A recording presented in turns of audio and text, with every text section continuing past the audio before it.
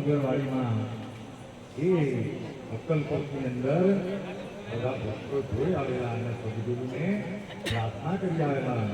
તો એ સમય અત્યારે આજે એ ડુંગર આ પવિત્ર જગ્યા પર છે. એના ધામમાંથી આપણે આ સરસ વિદ્યા શીખી આવેલા.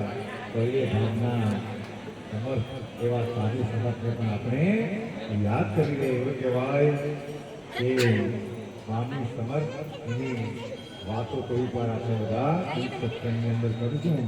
પણ પહેલા તો એમની ભાવનાથી ધૂમ ગાઈએ બધા. શ્રી સ્વામી સમર્થ જય જય સ્વામી સમર્થ.